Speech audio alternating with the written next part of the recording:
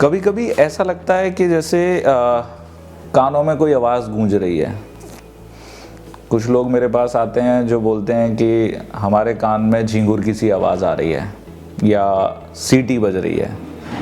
कुछ लोग बोलते हैं कि मंदिर की घंटी की आवाज़ आ रही है या झींगुर की आवाज़ आ रही है। ऐसे कई सारे पेशेंट हैं, ऐसे कई सारे मरीज़ हैं, ऐसे कई सारे लोग हैं जिन लोगों को शायद ये भी नहीं लगता कि ये बीमारी है। तो वो लोग आते हैं अलग अलग तरह की आवाज़ें अपने कान में लगते हुए, फील करते हुए, जो कि बाहर है नहीं, मतलब बाहर एनवायरनमेंट में ऐसी कोई आवाज़ नहीं है, लेकिन कान में ऐसी आवाज़ लग रही है। तो ऐसी सारी आवाज़ को हम एक टर्म देते हैं, एक नाम देते हैं और कहते हैं कि ये टिनिटस है। टिनिटस यानी कि कोई भी आवाज़ जो कान में आ रही है जो कि बाहर से प्रोड्यूस नहीं हो रही है। आज हम बात कर रहे हैं टिनिटस की और टिनिटस अवेयरनेस वीक की। मैं डॉक्टर मनीष कुमार जैन और मैं एक नाक कान गला रोग विशेषज्ञ हूँ और मथुरा में प्रैक्टिस करता हूँ। और मैं head of department SIMS hospital में अभी हम बात कर रहे हैं। तो जब हम बात करते हैं टिनिटस की और इससे रिलेटेड परेशानियों की, तो सबसे ज़रूरी पार्ट जो आता है टिनिटस के साथ, यानी कि एबनॉर्मल साउंड इन ईयर जिसे हम कहते हैं, यानी कि एक अलग आवाज़ आना जो कि बाहर से प्रोड्यूस नहीं हो रही है, इसके बारे में बात करेंगे। और अक्सर ऐसा होता है कि लोगों को लगता है कि मेरे दिमाग में कुछ आवाज़ें चल रही हैं, डॉक्टर साहब मैं बहुत परेशान हूँ। और चूँकि उनको ये लगता है कि ये आवाज़ें दिमाग में चल रही हैं, वो अक्सर इसके लिए न्यूरो स्पेशलिस्ट की सलाह लेना शुरू कर देते हैं और उनके पास जाना शुरू कर देते हैं।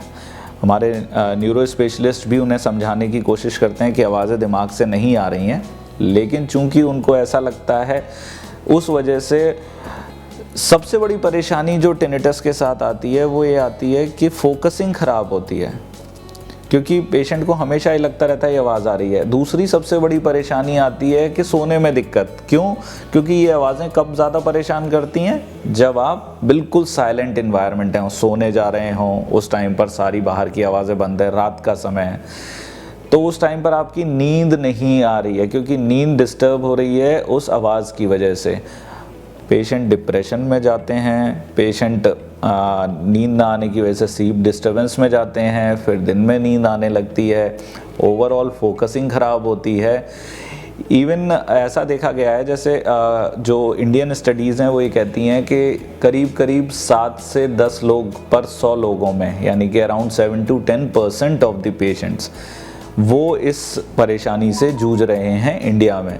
और उसमें से करीब करीब 70%, यानी कि करीब करीब हर तीसरा व्यक्ति उन 100 लोगों में से वो जूझ रहा है डिप्रेशन से, यानी कि उसको इन आवाज़ों की वजह से डिप्रेशन होने लगता है, इवन सुसाइडल टेंडेंसीज आने लगती हैं। हम भी कुछ ऐसे मरीज़ देखते हैं जो इतना परेशान हो जाते हैं कि वो कहते हैं कि बस अब कुछ नहीं हो सकता और इसका कोई इलाज नहीं है। तो आज हम टिनिटस अवेयरनेस वीक पर इस वीडियो के माध्यम से ये बताना चाह रहे हैं कि टिनिटस एक बीमारी नहीं है, ये एक सिम्टम है अंदर की किसी बीमारी का। और अगर हम प्रॉपरली आइडेंटिफाई करें, डायग्नोस करें उस बीमारी को, तो इसका इलाज संभव है और पूरी तरीके से ठीक भी किया जा सकता है।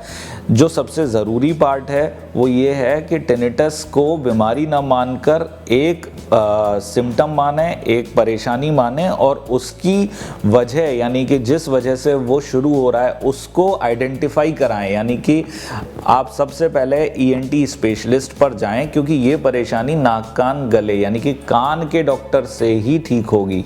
तो उनके पास जाएं और उससे अपनी परेशानी बताएं, इसको प्रॉपरली आइडेंटिफाई कराएं कि ये परेशानी है और इसकी बीमारी ये निकल कर आई, फिर उसके बाद इसका इलाज हो। तो इलाज संभव है, ऐसी बीमारी नहीं है जिसका इलाज नहीं हो सकता और ऐसी चीज़ नहीं है जिससे है ना आप इतना जूझें।